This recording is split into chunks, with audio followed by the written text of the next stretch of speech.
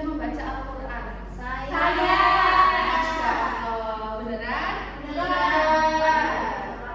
Alhamdulillah ya. Nah,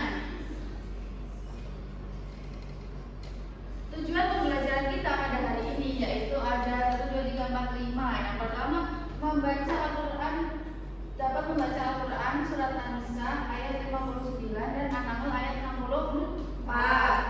Kemudian menghafal 2 surat tersebut, menjelaskan pengertian Al-Quran dan hadis, menjelaskan kedudukan hadis terhadap Al-Quran, mengambilkan semangat mengamalkan Al-Quran hadis dan dalam kehidupan sehari-hari.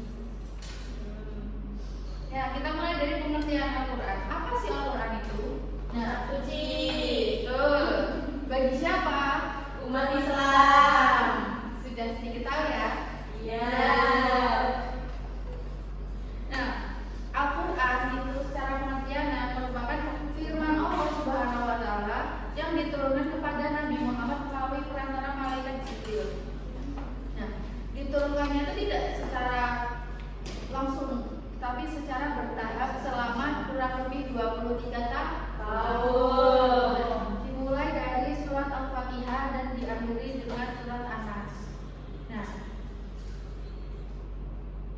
Al-Quran merupakan kitab suci umat Islam, wahyu Allah Subhanahu wa Ta'ala yang diturunkan kepada Nabi Muhammad SAW melalui perantara malaikat Jibril.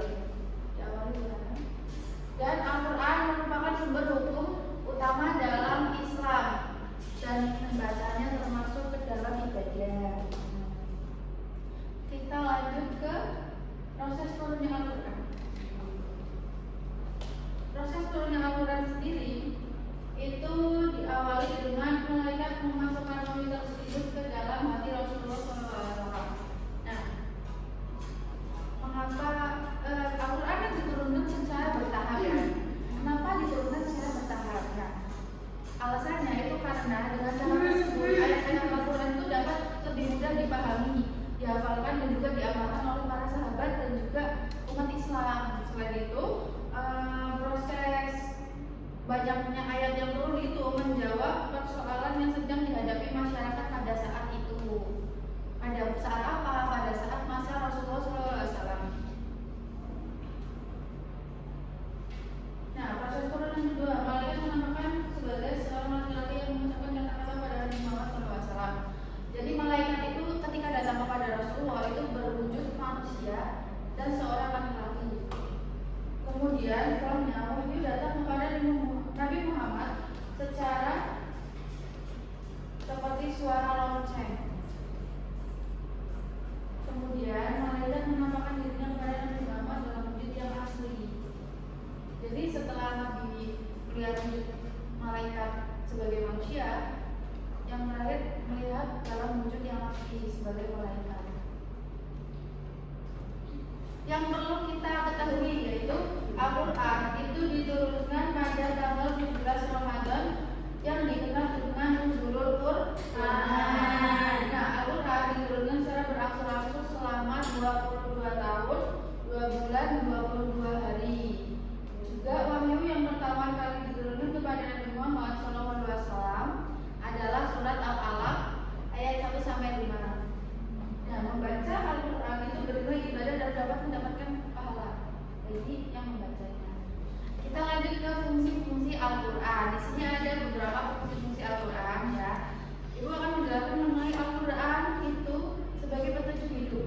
Nah, artinya bagaimana Al-Quran itu memberikan arahan kepada manusia agar mengetahui jalan yang benar dan juga terhindar dari kesesatan. Contohnya seperti di dalam Al-Quran itu kan mengajarkan mengenai kita untuk beribadah dan juga berbuat baik terhadap sesama dan menjauhi perbuatan dosa. Nah, ada juga fungsi Al-Quran sebagai pembeda antara hak yang batil dan juga yang benar. Al-Quran itu membantu kita membedakan mana perbuatan yang benar dan juga yang salah. Contohnya seperti Al-Quran menjelaskan bahwasanya kejujuran adalah perbuatan yang baik, sedangkan kebohongan merupakan sesuatu yang jahat atau dilarang. Nah, ada juga Al-Quran sebagai rahmat bagi orang-orang yang beriman. Maksudnya orang-orang yang membaca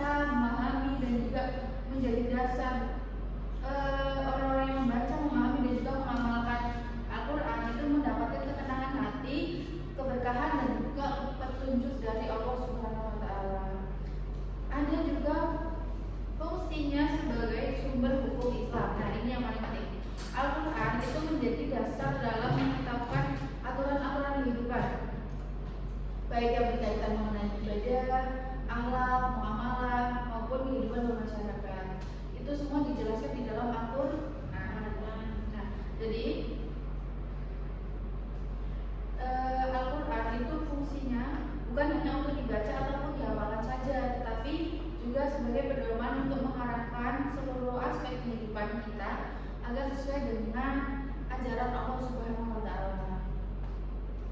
Nah, contohnya ya, seperti ketika kita itu bingung dalam mengambil keputusan seperti memilih teman, menyelesaikan suatu masalah atau kita mendapatkan suatu masalah, kita itu dapat menjadikan Al-Quran sebagai pedoman agar keputusan yang diambil itu sesuai dengan nilai-nilai Islam dan kita tidak melenceng ke perbuatan yang dilarang seperti itu anak-anak.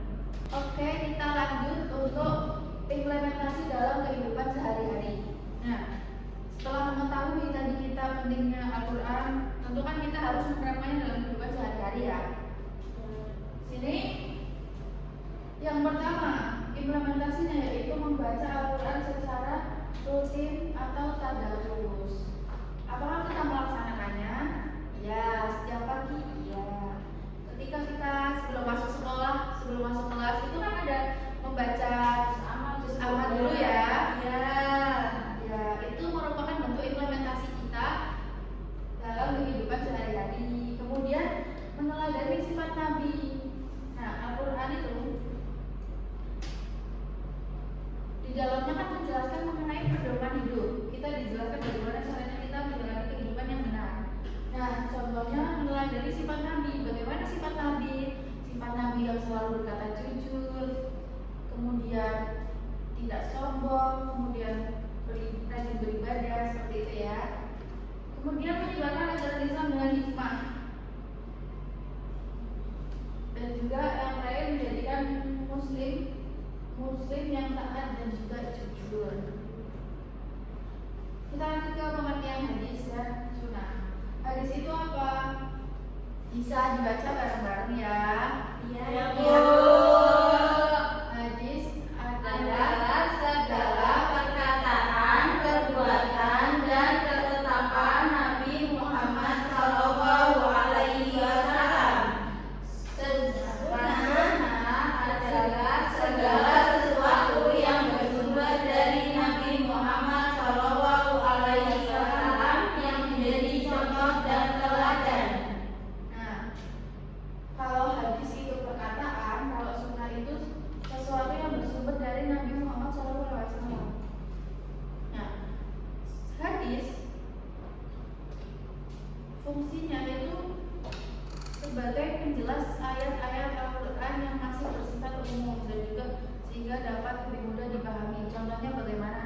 Contohnya di dalam Al-Quran itu kan kita tidak dijelaskan mengenai tata cara sholat yang detail ya. Nah, penjelasannya itu dijelaskan oleh hadis. Jadi Al-Quran itu tempat sumber apa tadi? Sumber informasi, sumber pedoman hidup. Nah, sedangkan hadis itu yang menjelaskan isi dalam Al-Qurannya, menjelaskan lebih detail. Sesuatu yang tidak dijelaskan di dalam Al-Quran itu dijelaskan di hadis. Kemudian sunnah segala sesuatu yang bersumber dari Nabi Muhammad yang menjadi contoh dan teladan. Kemudian sunnah itu kan segala sesuatu yang bersumber dari Nabi Muhammad, baik berupa perkataan, perbuatan, dan juga ketetapan. Nah, yang menjadi contoh dan teladan bagi kita umat Islam ya. Kemudian kita masuk ke kedudukan Al-Quran, hadis terhadap Al-Quran. Nah, kedudukan hadis terhadap Al-Quran yang pertama ada apa anak-anak? Menjelaskan dan memperkuat isi Al-Quran. Kemudian yang kedua, Menafsirkan ayat-ayat yang bersifat umum, memberikan hukum yang belum dijelaskan dalam Al-Quran, menyesuaikan hukum sesuai konteks zaman. nah kedudukan hadis terhadap Al-Quran itu yang pertama sebagai penjelas dan juga memperkuat isi Al-Quran. Al-Quran itu kan tidak menjelaskan detail ya. Nah, di dalam hadis itu dijelaskan secara lebih rinci mengenai isi yang ada di dalam Al-Quran. Kemudian menafsirkan ayat-ayat yang bersifat umum. Nah, ayat-ayat yang ketika di dalam Al-Quran itu bersifat masih umum, masih mencakup banyak hal, di dalam hadis itu lebih detailkan lagi, sehingga tidak bersifat umum, lebih rinci, dijelaskannya lebih detail. Jadi tidak hanya menjelaskan tetapi juga menafsirkan. kemudian memberikan hukum yang belum jelas dalam Al-Quran. Contohnya seperti ketika kita melakukan zakat. Nah, di dalam Al-Quran kan tidak dijelaskan bagaimana prosedurnya, bagaimana berapa-berapanya. Nah, di dalam hadis itu ditafsirkan kemudian dijelaskan. Nah, jadi memberikan hukum yang belum dijelaskan dalam Al-Quran. Ada juga hukum-hukum yang baru sesuai dengan konteks zaman. Contohnya seperti penggunaan media digital dan juga teknologi seperti itu. Apakah diperbolehkan atau tidak? Itu kan ada hukumnya juga. Nah, macam-macam hadis.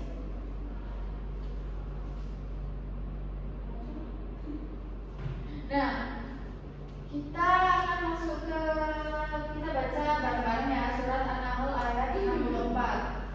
Bisa dilihat satu-satu. Nah ya. Kita baca bareng-bareng surat An-Nahl ayat 64. Yuk. Bismillahirrahmanirrahim. Wa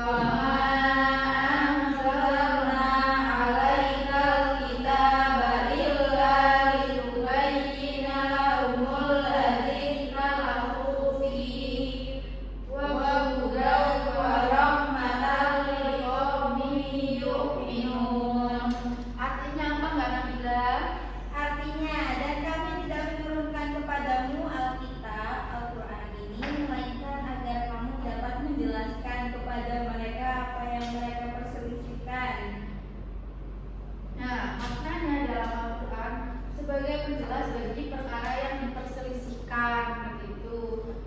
Oke, selanjutnya kita baca surat An-Nisa ayat 59 bareng-bareng ya. Iya, Bu. Bismillahirrahmanirrahim. Ya ayyuhalladzina amanu atii'u wa atii'ur rasul wa ulil amri minkum fa in tanaza'tum fi syai'in farudduhu ila Allahi war rasuli in kuntum tu'minuna billahi wal yawmil akhir dzalika khairun wa ahsanu ta'wila. Oke, boleh dibacakan artinya Mbak Elza? Artinya, hai orang-orang yang beriman, taatilah Allah dan taatilah Rasulnya dan ulil amri di antara kamu. Oke, terima kasih. Maknanya apa Mbak Dinda? Maknanya itu adalah